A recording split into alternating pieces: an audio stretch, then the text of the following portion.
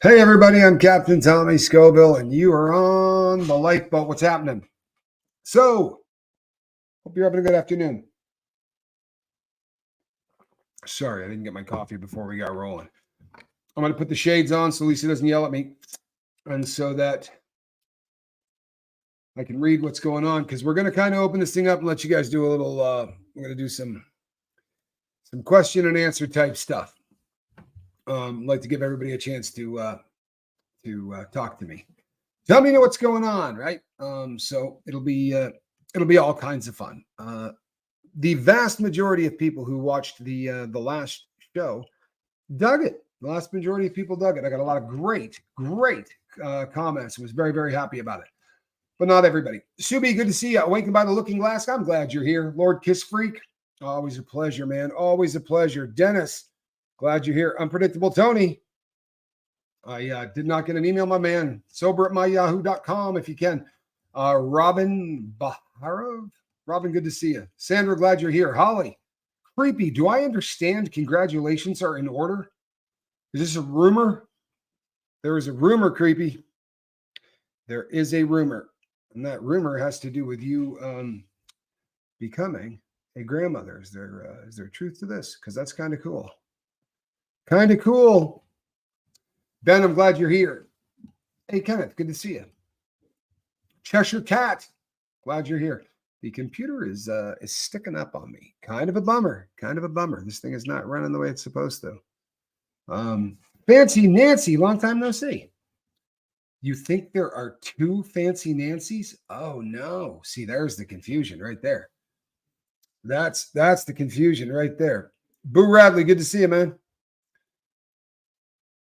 Dennis N, glad you're here. Brianna, Susie Q, that's what I was saying. Wow, creepy. I can't make the morning lives during the week anymore, but I look forward to the evening shows. Well, we're glad you're here, sweetie. The nice thing about the boat is we put up a lot of content. Not everybody can catch all of it, right? It's hard for me to catch all of it. But we're up enough where if you miss one, or if you feel like there's a period of time where, maybe you don't need it as much, you don't have to feel like you have to be here. It's great. It's great if you got time and you can come back, because people who are killing it, people are really doing well. That really benefits the boat, because a lot of the people who are watching come to realize that it's possible. And that, I know that may sound silly, but damn, you really have to start believing it's possible, or it's not going to happen, right? It is simply not going to happen. You did send an email, Unpredictable Tony. Where did you send it? Right? Was it okay? Sober, SOBER. Can I get a mod to put up the sober link? Because we were freaking out right afterwards. I had actually 3 people looking at that and we couldn't find it. And I thought maybe it went to one of the different emails. I actually pulled over. I was driving. I pulled over to talk to the team. Jenny, good to see you. Marie Baxter, happy you're here. From Blackpool, UK, Great Britain. Very, very cool. I love that, man. I really do. I dig that. Jen Marie, always an honor. Heather MacArthur. Happy you are here. Sharon. Charlie Murphy. Vent if you need, Tommy Bird. Yeah, Tommy, you can vent here, brother. If there's ever been a place where you can vent, never going to give you any crap about it here, man. I kind of do the, hey, that grinds my gears show probably more often than I should. You know what I mean? It's probably more often than I should. But I'm going to be doing Q&A. I'm going to be doing Q&As, and anything you guys want to fire at, you can. If you happen to disagree with my take this morning, as long as you're respectful, man, I didn't delete anybody that disagreed with me. I'm not that dude, man. I have no problem if you disagree. And if you articulate it nicely, I mean, open discussion helps people think, right? I see things, I may not be dissuaded or persuaded, but it at least gives me an idea of why other people think what they think. Because a lot of times we do that. It's so logical to us, right? This side of the equation is so logical to me that if you don't believe that, you're all idiots. Well, that's a crap mindset, right? That causes wars, causes all kinds of other problems. Lisa, been lurking for a while, but I truly enjoy watching you. Well, that's such a kind thing to say. I love it. I love that. I love when people say I'm a lurker, but I'm popping up to say hi. I love that because it really means that you're starting to feel like you're part of this whole crew. Stacy Allen, hello from California. Glad you're here. Mischief, you know we're happy you're here. Deming 9. Anik Alexander. I'll be honest with you, people. I work Anik over, right? Anik is helping me with a project that we've been working on for a while. That it's kind of cool. It's a literary thing. It was something that I had done before I ever had left prison, but I'm working on it with Anik, and that's a tough thing, man. I'm a tough person to work with, but Anik's been a star. She seems to put up with a lot of my nonsense, which is really, that's a nice thing because I'm just Subi, how good is this? Subi says, I have been journaling pretty consistently since the start of the year. And are you yet seeing the benefits of this, Subi? How do you feel about the benefits of this? Because we're deep in, right? We're past the 3-week mark. How do you feel? How do you feel? Yeah, the word on the journals is I should have them, right? By next week, they should be listed.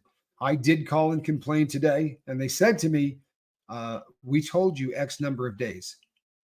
Now, I don't know if they did. It's one of the things with my brain. You know, in the old days, I used to say stuff like, oh, no, you didn't. I'll tell you every single thing you said to me. And now when people say that, I go, oh, I don't really remember you saying that. Now I write them down, but they are saying we're going to have them, and I'm sorry, people, but we'll get them up there. Tommy Bird. Well, define what that's supposed to even mean. Since we've got the delay, I don't know exactly I don't remember what that was, unfortunately.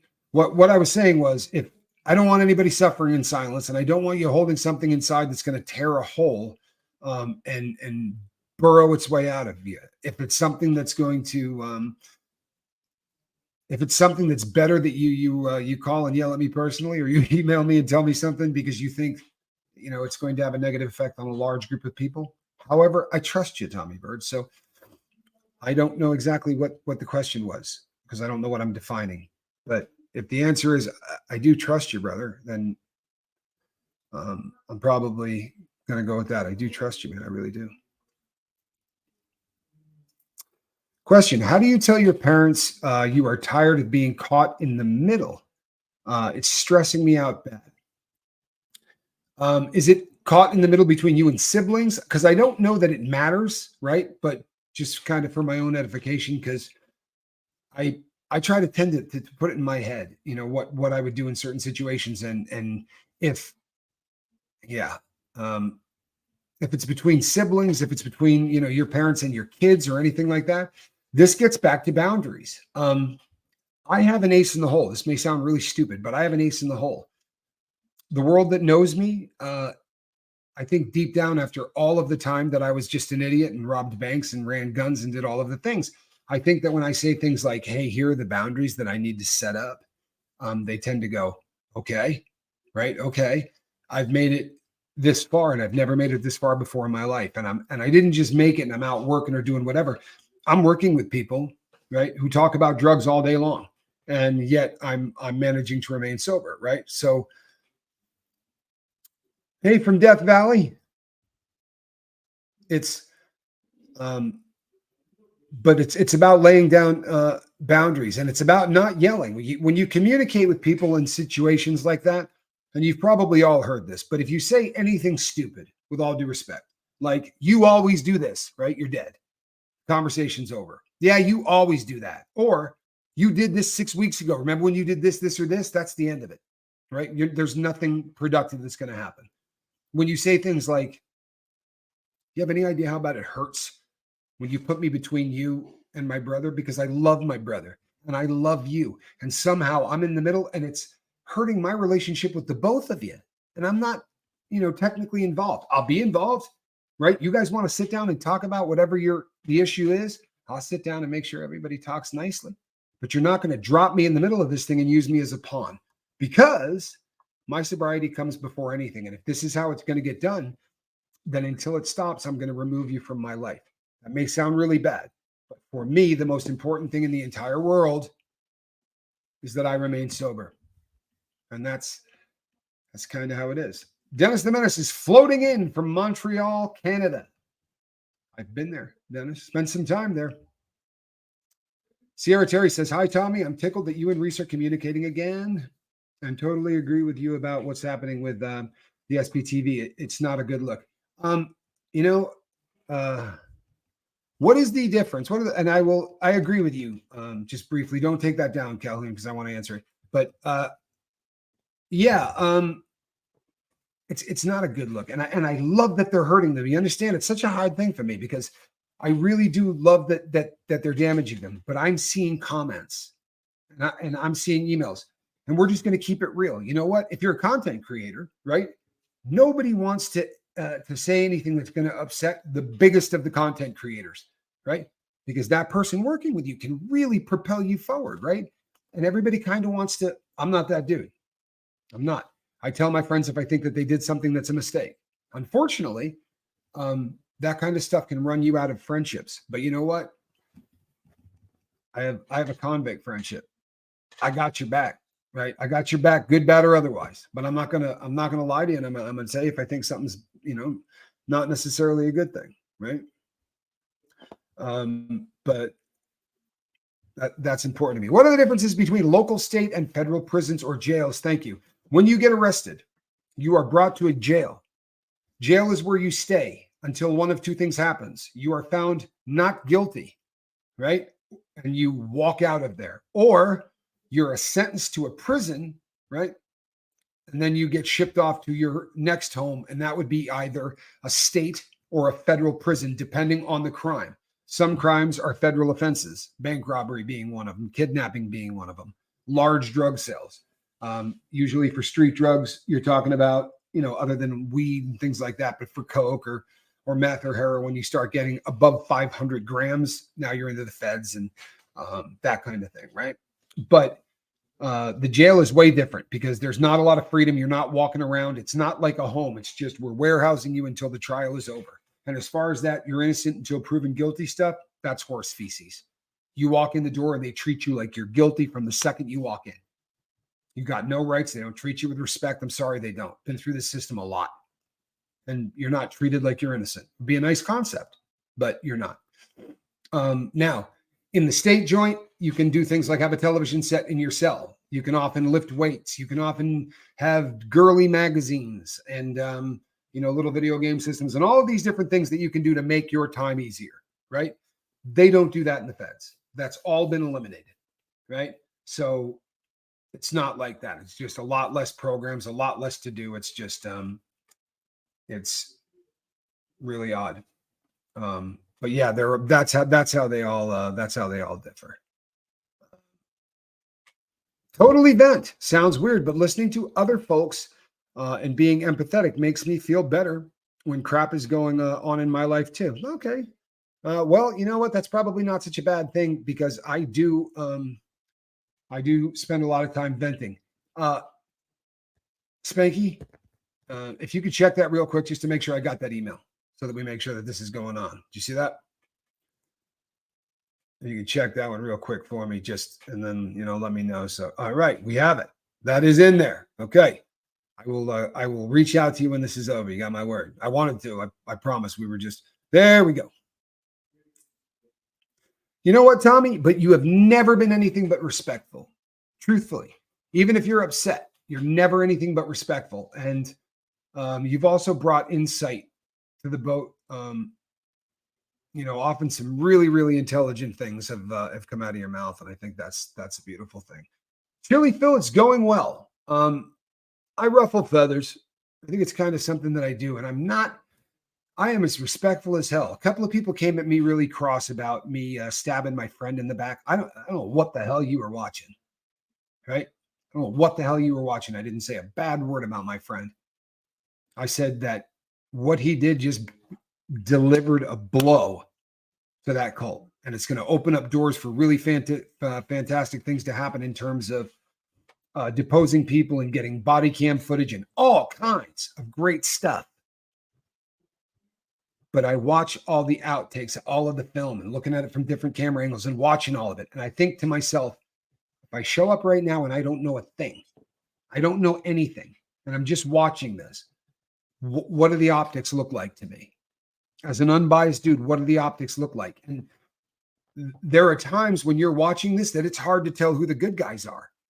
I don't think that's ever been a case with anything that we've ever done. And that's all I was saying. And it has upset some of you. The nice thing is, it has seemed to upset a hell of a lot less of you than seem to say, I agree. Well, just walk away. I get that. I'm not dumb, right? I've made some dumb decisions in my life, but I'm not dumb. And I know that full on, I'm pushing a really big rock up the hill, right? More often than not, when I get to the top of the hill and the thing starts to roll, I build relationships with people and really become friends with a lot of people that, that are a part of this. And that's important to me. But I have to overcome a lot of the things that I did in my past because I don't downplay them. And I'm very honest about them for two reasons. Number one, if I don't own my past, I am absolutely doomed to repeat it. That is a very serious thing with people like me, right? That really is a big thing. And maybe we'll just go with one. Maybe I'll be smarter if I just say, if there's one thing. I really am down for the cause. I don't fling mud at other creators. I don't do that. I've said on here before, there are some creators that don't like me much. And there are some creators that I'm not particularly fond of. And if you see us in public, I'm going to have my arm around them. Because what those people are doing is hurting the cult. And nothing that I do, I promise you, is going to do anything to screw that up in any way. Or make our movement look like we're not on the same page or we're, I'll always be that dude.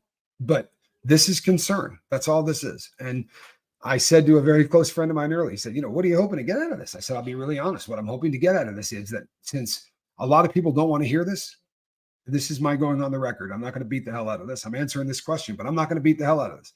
I'm just going on the record that says I'm kind of worried about it.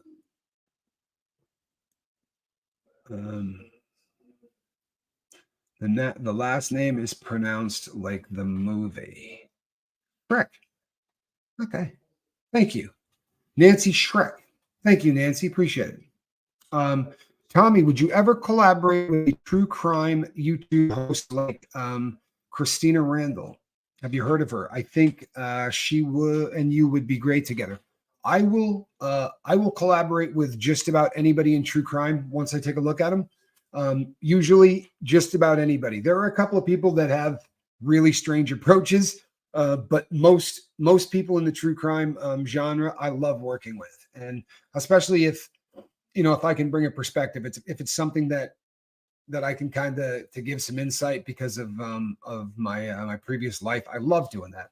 And in true crime, I'll put this out to any of you. If you got someone and you think, hey, you know what, Tom, it would be great to get Tommy to work with this person, I will work with just about anybody. I really will. I mean, providing that the synergy seems like I don't want to go on anything where every other word out of somebody's mouth is an F-bomb. I don't want to. My brand has kind of it is what it is. I spent 46 years with every third word being an F-bomb, and it's just a waste. I'm not doing it anymore.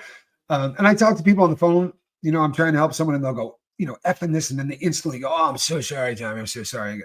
I'm not busting your chops, especially if you're in the middle of and I don't tell anybody how to live, whether you believe that or not. I don't, right? I'll encourage you to make your bed. I'll encourage you to journal, right? But I'm not going to tell you, I don't curse, right? And that's a personal thing for me. It's a canary in a coal mine. If I'm dropping F-bombs like this, I'm on the wrong page. I'm sliding. It's one of those things that was so important to me when I left the joint, when I said, I'm not going to be that dude where every other word is an F-bomb. I have really worked hard to build a vocabulary that I think can hang with a lot of people, right? It's pretty awful to spend all that time doing that and then not use it. So it's a personal thing, but I don't hold anything against anyone else. I really don't.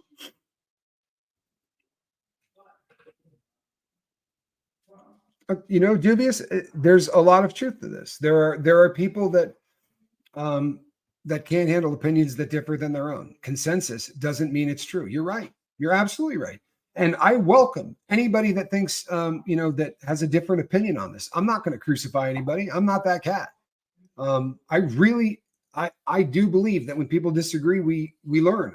But not a you're an idiot, that's dude smart like that. Those kind of things don't really work out. But if you can articulate why you think that this is a bonus as opposed to a hindrance, or I realize it's not one or the other. I really do believe it's not one or the other. However, the optics thing is tough for me. And you know what? I'll chalk it up to I'm a really old man. And that's kind of what I was saying in the first one. And then I got a lot of people that reached out to me that said, it's not because you're old. I'm uncomfortable watching this and it really bums me out. Jen, that's a nice thing to say. Tommy, I loved when you came on to Reese's stream and was so forward and forthcoming. Too many people do not do that recently. It made my respect for you grow. It's a bummer to kind of hash out anything personally between friends with the world watching. That's kind of a bummer. But at least when it's done that way, I've never had any animosity at all. And it's a bummer that people think that. And it's a bummer that people think that there's a us versus her, or that somehow our relationship is going to cause me to try to sleep with this girl. Please put a little faith in me. It's not who I am, people. It's not who I am. Believe that or not. Mischief Managed. Yes, they should be here next week. We have talked to the printers. In fact, I talked to them today. So it is coming. Oh, yeah. Oh, yeah. Oh, my Lord. Yeah, this is a great question. Damn, this is a great question. In your darkest days of addiction, did you ever wonder how your parents felt about your life? I don't know what you do to do anymore with my son. Yeah. Here's the crazy thing, right? I would get off the rails and I would be out there committing crime. And there's no way for me to explain to you what that means. Honestly, you would have to to have seen my life, because if I'm driving down the street, right, and a truck goes by and I see $2,000 worth of equipment on the back of that truck, right, I'm going to do a U-turn and I'm going to get close enough to it to see if, anything on there was bolted down, because if not, I'll follow them. And when they start unloading equipment, I'm going to steal something, because I had to continue to come up with money to pay my habit, right? So I was really in my darkest days. And then what would happen is I would get arrested. They would put handcuffs on me. They would throw me in jail. There'd be no bail. I'd be on a no bail hold. And then I would be sober. And my family would come down to talk to me. And it's the old me. And that person they could communicate with, right? And I was very clear in saying, please tell me.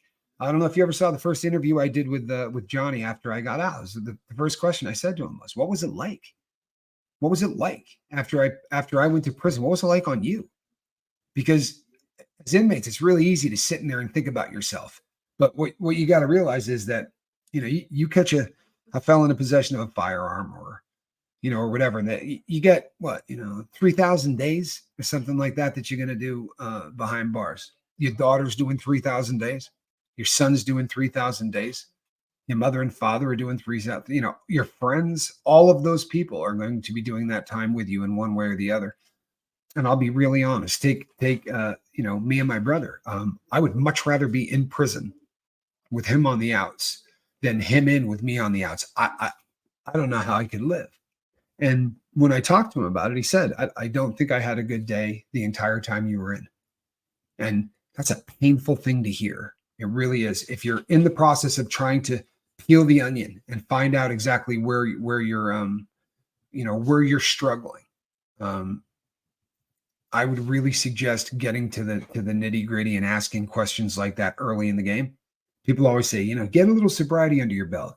No. While you're struggling in the beginning and you're working with it, I really benefited from hearing those things. I really did. But I was also one of the greatest expressions in the world for people like us is nobody in their right mind would rob over a dozen banks or 2 dozen banks or whatever, Nobody in their right mind does that. A Agreed? Okay. Well, then I wasn't in my right mind. Now, sometimes I'm rough around the edges, but I think if you listen to me, you don't go, yeah, this guy's a dolt, right? This is a dumb dude. That normally doesn't come out. So obviously something was going on, right? Well, I'm not in my right mind. When that stuff gets in, it takes over the decision-making process. And I'll cut you out. I'll cut my kids out. There's God. Nothing becomes more important. So it was important to me to ask those questions, and it was painful, but dealing with it early on, I think, is the reason that I'm still sober. Honestly, I think if that had been a drip system over a period of time, I probably would have crashed and burned. But I really asked a lot of those questions within the first couple of weeks. Hello, Tommy. How do I keep myself from wanting to mess up? It's like my mind is hardwired to keep messing up. It's a tough battle, and I succumbed today, but I don't want to continue messing up. And Marissa, I'm glad that you're here and you're saying it, right? That's a good start. But no matter how many ways I try to explain this, I never feel like it's a good one. But you understand the concept of a default setting, right? It's like where the needle is going to drop back to when we're not flooring it, right? When we're not living or whatever. What is our default setting?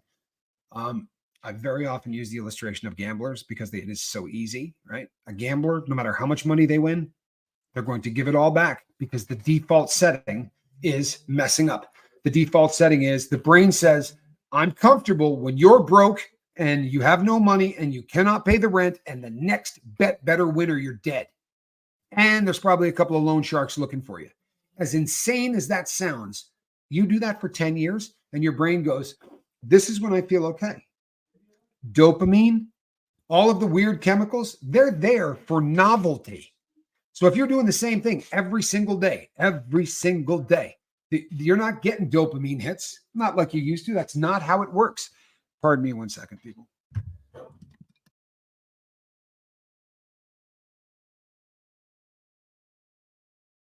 That's not how it works. You understand? That is not how it works. I tell people who just quit, get out and start new things. Pick up a hobby. Pick up a habit. Go places you've never been. Get out of your house. Start walking. I don't work out. Well, start working out. Walk for 25 minutes a day because all of these things are going to be foreign to you. And when foreign things happen, your brain kicks more chemical down. Sure, Tommy. No, it does. Because the brain was under the assumption from the very beginning that if something really novel happens, you need to remember it. Because it's either going to be dangerous and could kill you, or something good can come from it and can keep you alive on this planet. But if it was novel and it was the first time, right, that part of the brain, the striatum and the other part go, oh, and it hammers that memory home. That's why we struggle. It's why PTSD and things like that are so horrific. First time I watched somebody stomped to death, I assure you the brain chemicals that came down ensured that is a snapshot or a video that I can pull up and watch again and again and again and again and again. Okay. These are things that can derail you, right? We need to replace these things. I'm not kidding. Mark Wages used to say, you got 5 or 6 horrific memories that you just cannot seem to get out of your head. Kick them the hell out of your head, right? Start inputting all kinds of things. Go hit some museums, right? Start to work out. Join a book club. Do everything you can do to start engaging this puppy. Because when the emotional part of your brain is working, you're not getting a whole lot done in the logical part of your brain. You understand? The higher functions aren't doing squat if you're living in emotion. Sadly, as we start to get off dope, as we start to put relationships back together, anything, we start to feel uncomfortable in our own skin, right? Because we are living in a place that our body's not comfortable with, right? We don't understand that. The scariest thing in the world for me, I am in a time right now in my life where I have to double down. I have to journal more often than I ever did before. I got to call my kids twice a day. I got Johnny right here. You think that's an accident? It's not. For both of us. I promise you, Johnny Scoville today has never been as successful as Johnny Scoville is today, right? The phone rings like this, and it's people who want to interview him, right?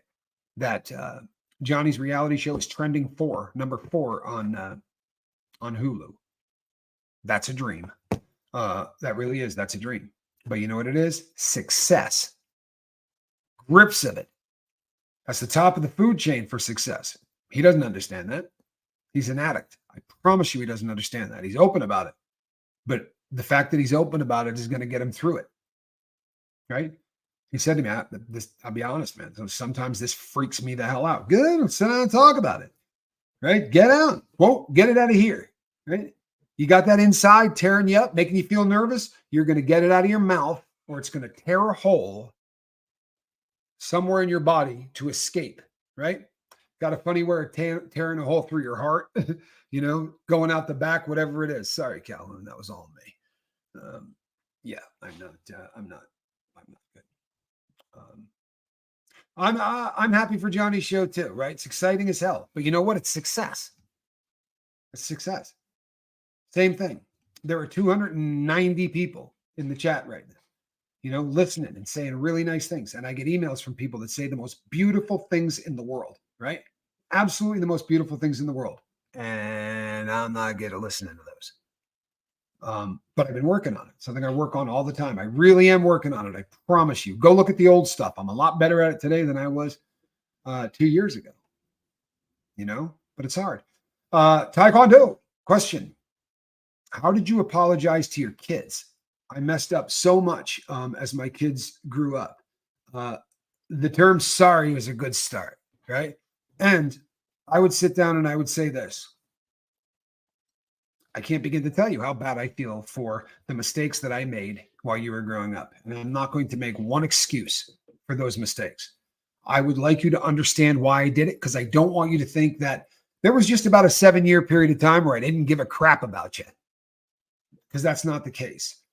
But I was suffering from a disease, and I explain what this disease means and how it gets a hold of you and everything else. And then I say, don't tell me that you forgive me. Right? Because when you tell me you forgive me, then we should be able to put it away. And it might take you 25 years of having to come back and going, you know what? I need to talk about this, man. I'm not done with this. Then honestly, you come to me today and say, hey, you know what? I forget. I'm glad that you do. Give it another couple of years, right? We can pretend right now that I'm forgiven, but give it a couple more years just in case.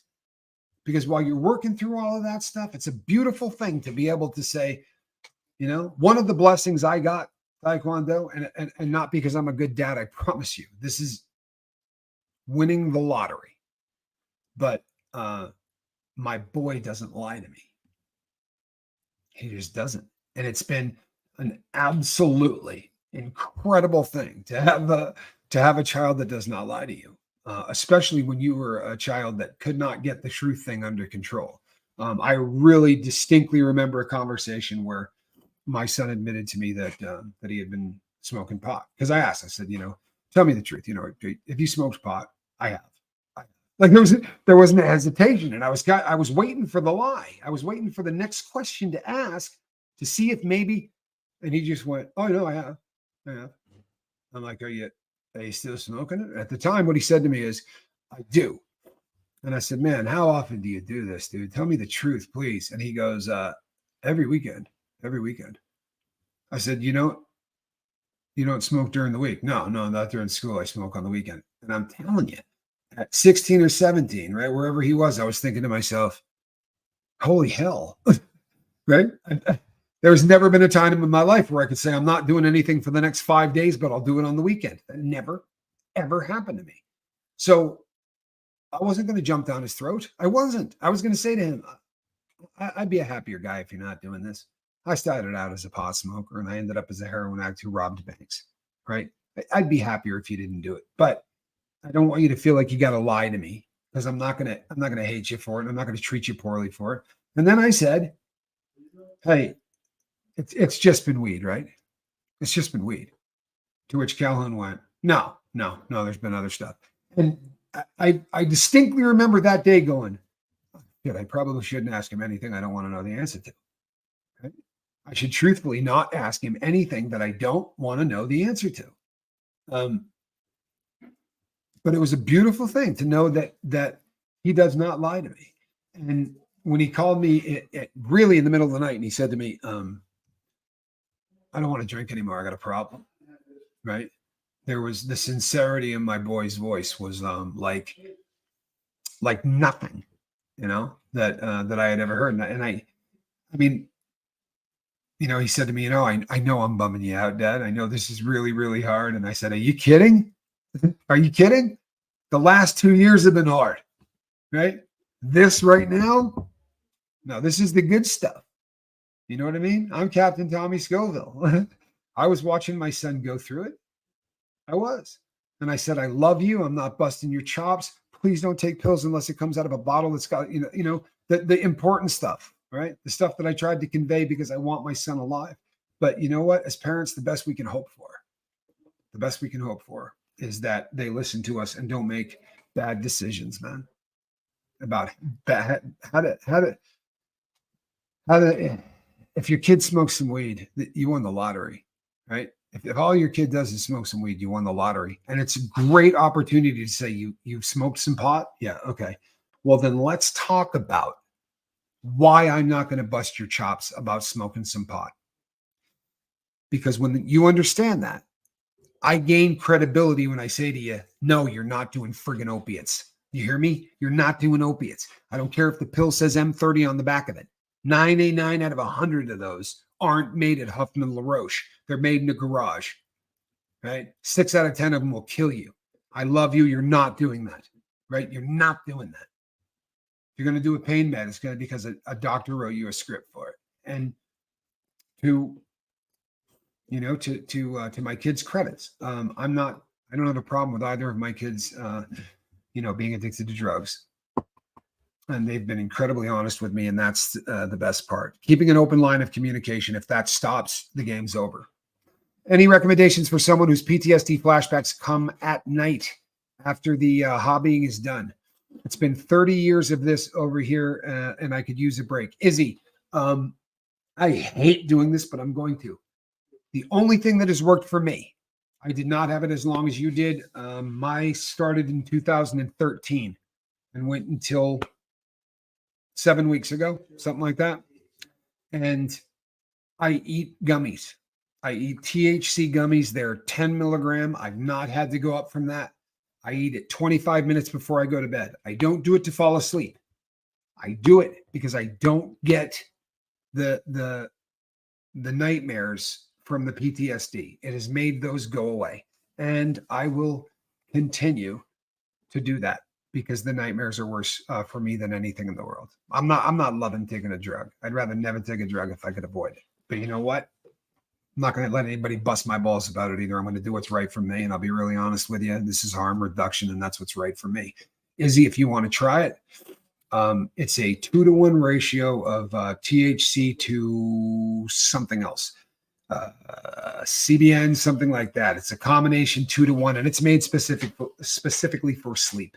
If you talk to anybody at a dispensary, like I walked in and said, these people have been telling me about this stuff because I have bad PTSD nightmares. And the guy was like, oh yeah, don't move. And he walked over and came back and he's like, this is the stuff. And here's why you want to take it. And here's the setup and yada, yada. So, and there are people that really take umbrage with the fact that I do that.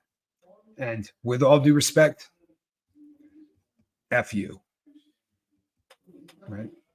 And by that, I mean, few understand, right? Few understand how hard it is to go through this process at all when there are people who aren't even involved that for whatever reason gain some kind of satisfaction in judging how you're doing your program. Don't let these people bring you down. Don't let these people bum you out.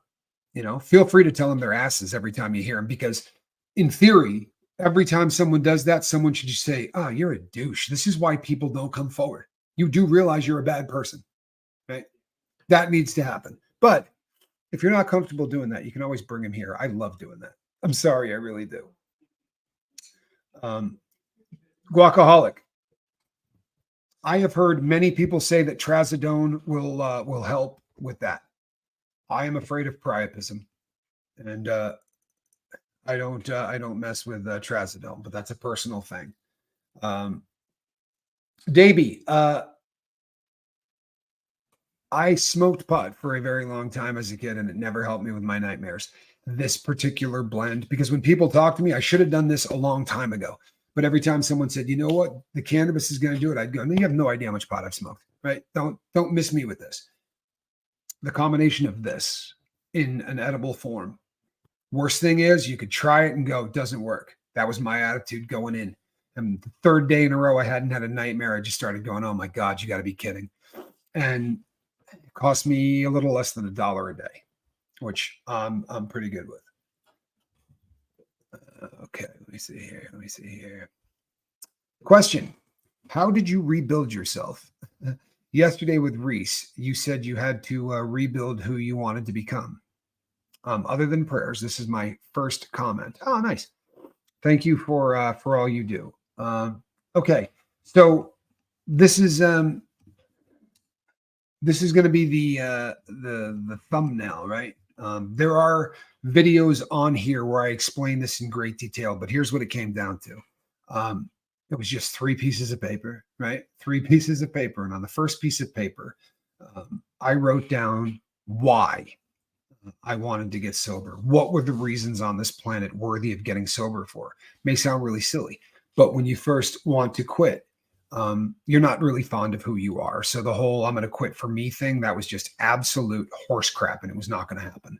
So I made a list, and Spanky was on there, and his sister was on there, and not wanting to be in prison when my father passed away. There's a long list I was making, of this.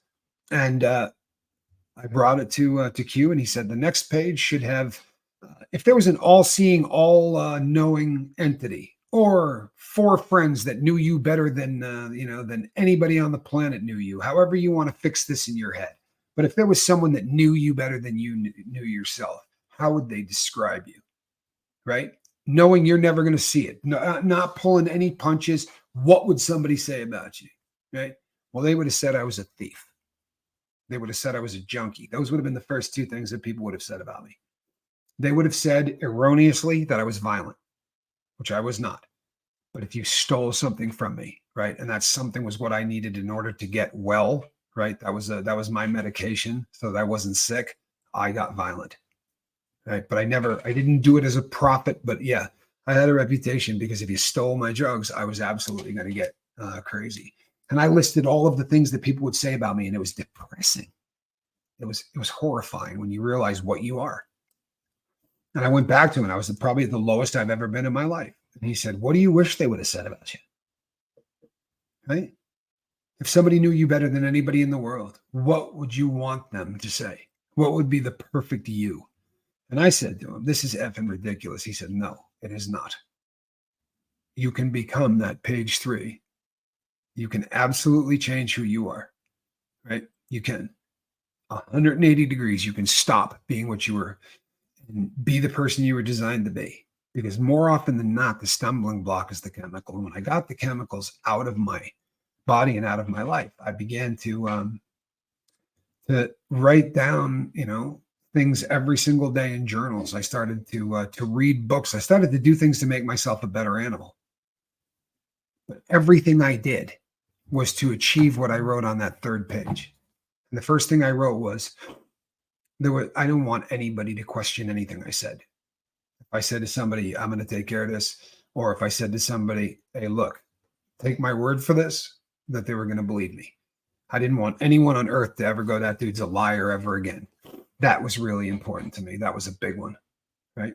And I wanted to be the person that people could count on, right? I wanted to be the person that if you were having a really bad time or, the ship was hitting the sand, who would you want there? Because certainly the first time around on my 2nd page, Tommy, nobody would have said, oh, things are really bad. Call the junkie, right? Let's get him here. I might lift a few wallets while we're trying to figure out what's going on, right? Somebody guard the where the coats are. Tommy's probably rifling through them. You get to a point where it doesn't matter what you do because it needs to be $600 a day or $700 a day in whatever form that takes. Anybody that's slipping, anybody that's looking the other direction, any way that you can pop that, you're not going to care, right? But that page 3 thing got very, very important to me. And a lot of you say really nice things. Tommy, you don't have to beat on yourself the way you do, or you don't have to talk about the stuff from your past. Let me tell you something. Honesty is a really important thing to me. I don't knock the edge off of a lot of the stuff from my past. And it's funny because you'll also in every comment say, you know why I love listening to you? Because you cut through most of the BS and you get to the, well, that's what I do on Me Too. I could flower it up and say, deep down, there was this great guy inside that I was trying to. Truth of the matter is, if that dude was in there, I had him deep in there, right? And I was just really being a lowlife. I was. So I'm not beating on myself because I'll tell you what, the guy that's sitting in front of you today, I'm pretty damn happy with this guy. Hold on one second.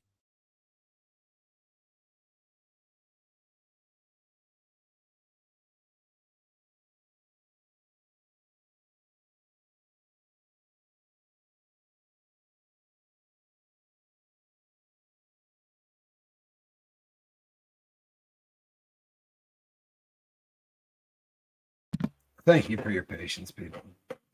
Been having some really, really serious problems with phlegm, and I'm working on it.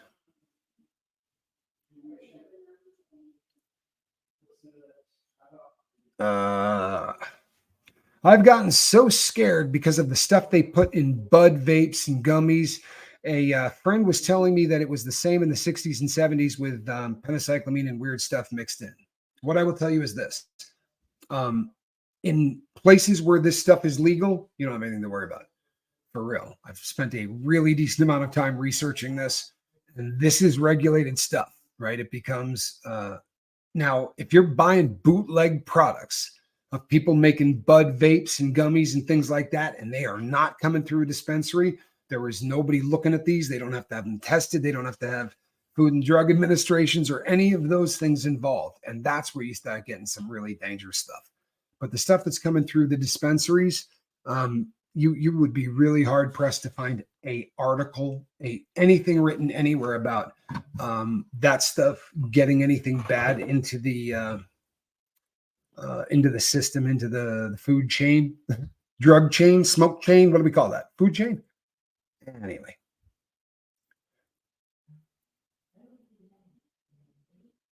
Izzy, yeah, here's the thing, Izzy, give it a try. I tried everything. Let's see. Hydroxyzine, that was one of the last attempts. Trazodone. I tried, I tried everything, and there are things that work, right? Valium will knock me out. What's that? I'll sleep like a stone on Valium and I won't dream. I'll be addicted to Valium by the end of the month, right?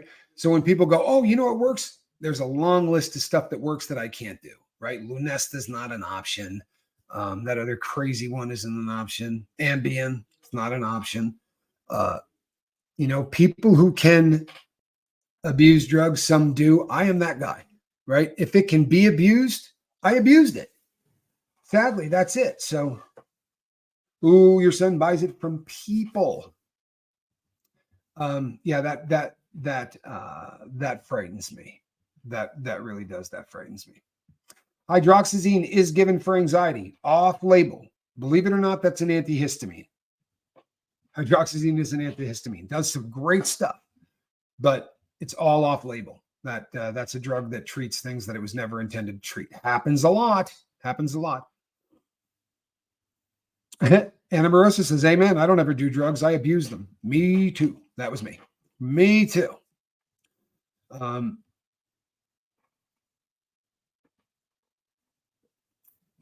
I am here's the thing. I'm going to catch hell for this. And I have gotten to the point where I don't care. I'm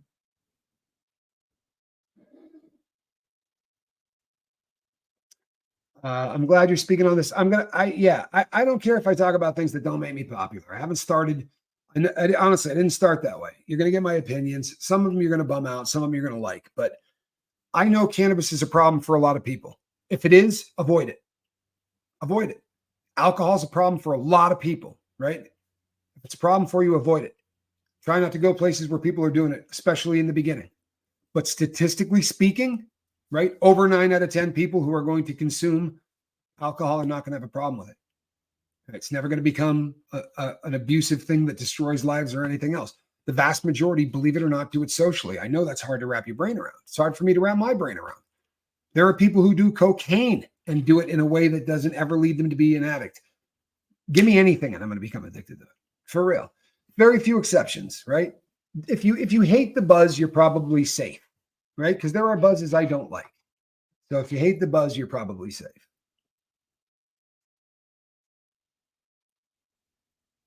Yeah, Mary Jones, this happens all the time. In fact, it happens so often that nowadays it's almost impossible to get a doctor to write sleeping pills to somebody who was an alcoholic. It's not done anymore. If the doctor does it, it's because they're not doing a particularly good job of doing what they're doing. That borders on malpractice, if you ask me, because they're going to abuse it. Mary Jones, I'm happy to hear that. Hydroxyzine seems to work for a lot of people on sleep. The reason I don't think it works for me is because everything we were trying, it wasn't because I can't go to sleep. It was because I have nightmares that are so bad that when I have them, I'm not even going to try to go back to sleep. Right? If the nightmare happens at 10 o'clock at night, I'm screwed because I go to bed early. If it happens at 4 a.m., that's great. I just, get up, whatever. Happens at 3 a.m., get up, go to work. But, when it happens at 10, it makes for a very, very long night. And I tried the cannabis product kicking and screaming. I really did not want to do this. I was wrong. Plain and simple. I was wrong. This is a good rule. Avoid the things you're addicted to, be it alcohol, gambling, drugs, sex. It's a rule. And it's a good rule, right? It is a good rule.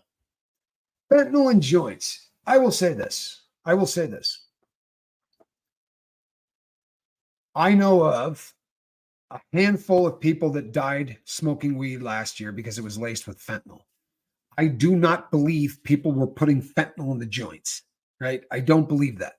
It doesn't make a lot of sense. What I think probably happened, and I've said this before, is very often when you're smuggling dope across the border and you're paying a white guy to drive it across the border because he's less likely to get hassled, they put the stuff in, they pack it in a truck or a car, and it's like a roll. It's like the Cheech and Chong. Every door panel, it's all filled. They drive it across the border. They go to a place and they chop shop and they tear it apart. They pay very little money to smuggle weed because you're not going to get in a lot of trouble, right? And you're going to get paid commensurate to how much time you're going to do if you get caught. So to make it cheaper, they take the bricks of weed and they put fentanyl on the inside of it, or they put coke on the inside of it, or they put heroin on the inside of it, and they brick it. So now the guy's getting paid, $200 to smuggle something where he would have gotten paid, double or triple that. But once that stuff starts getting cut up, if a bag breaks or a seal breaks and there's a little bit on the weed, a lot of times I think that weed gets passed down because I honestly don't see dealers doing that. But maybe I'm wrong, man. Maybe I'm wrong. I absolutely could be wrong, but I don't think so. Sorry, stick with me. This is not dead air. This is not. Do you ever just shut down? I am so overwhelmed by this live. My brain is attacking me and I'm in tears. I can relate to so much. I'm starting to shut down. Lisa, I'm sorry. I really am. It's never my goal. I want people to work through their problems. I'm never ever trying to upset or hurt people. Do I shut down? I do. I shut down. And first of all, I go to bed so early you would think I'm a child. I mean, most kids have a later bedtime than I do, and a lot of that is because I need hours to wind down from what I do during the day.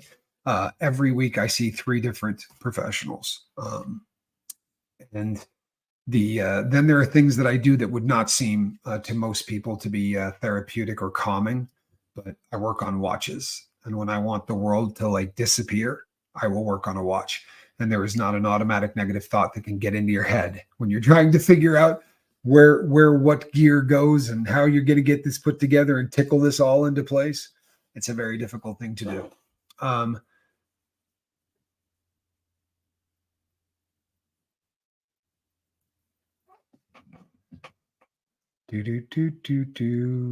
So,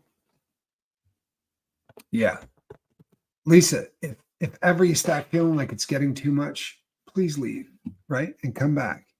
I mean, we don't want you to leave permanently ever. I don't want, and this happens all the time. I should do a trigger warning every day, right? I should. But every single show I do, I'm running people off, not intentionally, but and I understand this. I really do. I understand this. It's different when you're the one speaking. You know, if I go to meetings and I listen to someone else talk, sometimes there are subject matters I can't be there for. So I do understand, and I apologize, Lisa, and I love you. So if you need to, you know, you can leave and come back. You're not going to hurt my feelings. I do not want to hurt you. I really don't.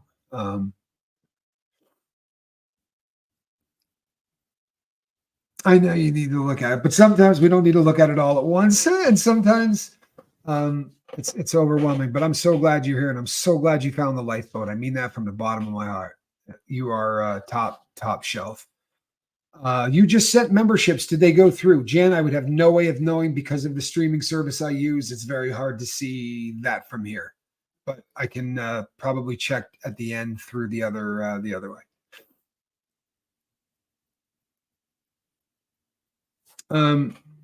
It's a great question. Layla Bradley. Even if you don't have an alcohol problem and you get drunk, are you afraid it will lower your inhibitions to use other drugs? Absolutely. That's as legit as it gets. So, a couple of things. I would never put myself in a position where I drank more than 3 beers and I was somewhere where I didn't know the surroundings. In other words, not my house. I'm not going to go to a party, have a few beers, and then somebody starts whipping drugs out. I think I could handle it, but I'm not going to put myself in that position. And I do not drink to a point where I'm lowering my inhibitions to the point where I'm getting frightened. I really, this is a drug I don't much enjoy. I've said this before. I enjoy 2 beers. I think that's the greatest buzz in the world, right? But 3 gets me to a point where I really don't have any fun. So I'm not a guy that drinks a lot. But it is a real thing. And for that reason, there were drugs that I was never, there were drugs that I never really had a problem with that I wouldn't do because of how much it lowers inhibitions. For real. Yeah.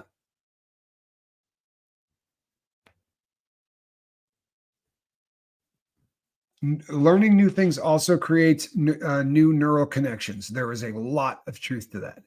There is a lot you can do to strengthen your brain, even if you've done damage to it.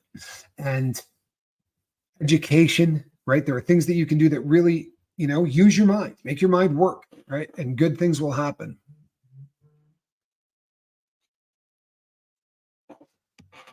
You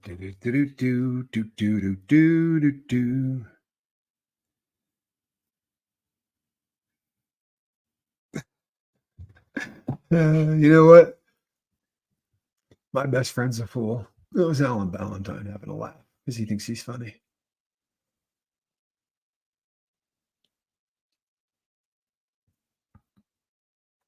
Mischief Managed gifted Lifeboat membership. So if you gifted one earlier, I will go and look. That just popped up. So it could be in the other. I will look, I promise. The more I realize I'm in a place when I can admit or understand I'm wrong, the more I realize things are actually going right. Well, that's a great freaking comment, right? For real. You know, as an addict, I could never admit that I was wrong at any point. If when I was in active addiction, I was never wrong about anything. Even if I stole from you, I wasn't wrong, right? No matter what I did, slept with your wife. There was nothing that I did that was wrong. I didn't understand that concept because the only thing that mattered was me. Even people that aren't narcissists, a good drug habit will turn you into a narcissist overnight. Fortunately, you can usually get rid of the drugs and get back to being a fairly normal person.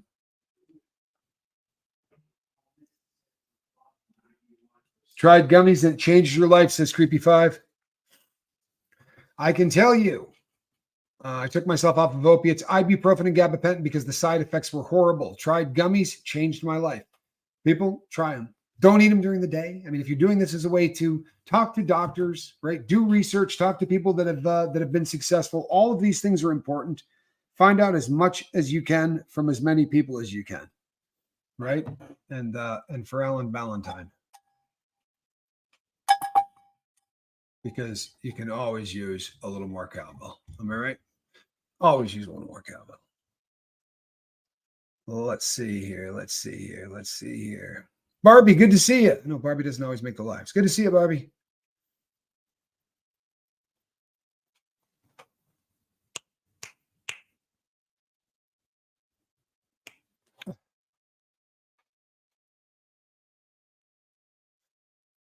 Yeah. We all shut down. I isolate terribly. I'm notorious for the shut off button. And when you do that, right, nothing good happens.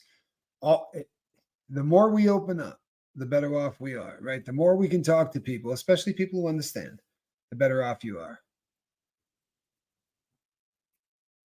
Wow, am I behind? Calhoun, what am I, about 14 minutes behind, 15 minutes behind? My son is probably texting me going, good God, you realize you're not even on the same day, right? Here it comes. I know. Here's the text coming telling me I'm an idiot. I'm sorry, Calhoun, I'm a little behind. Really behind. My goodness.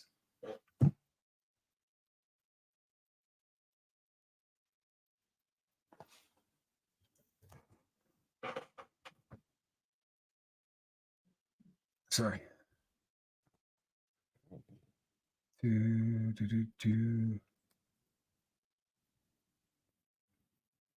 Sorry.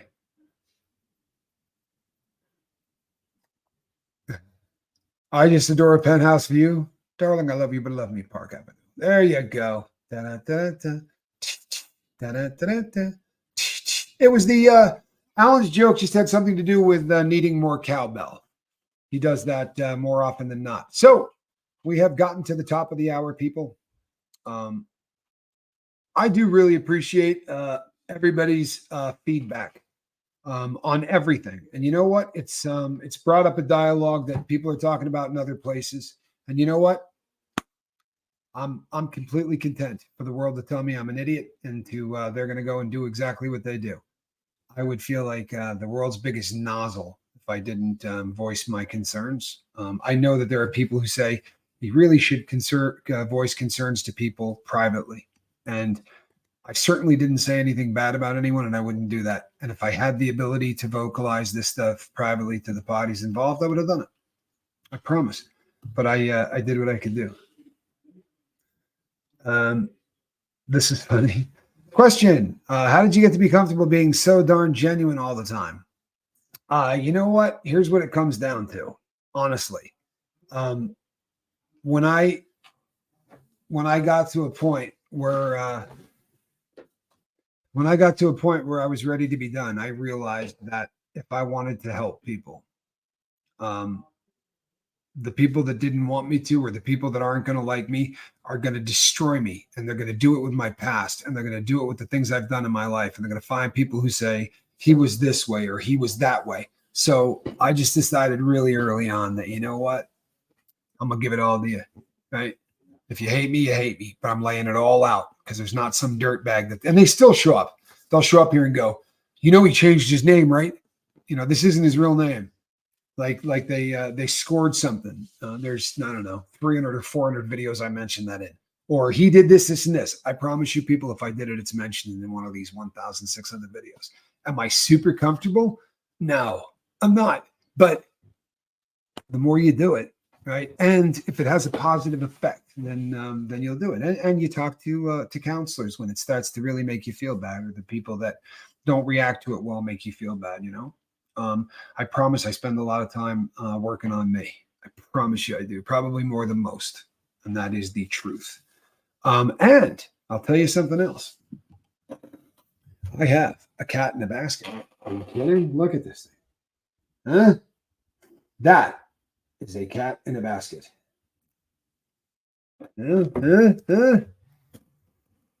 Starfish, that's very kind of you. I appreciate that. Make it a great night, everybody. That's always a good piece of advice.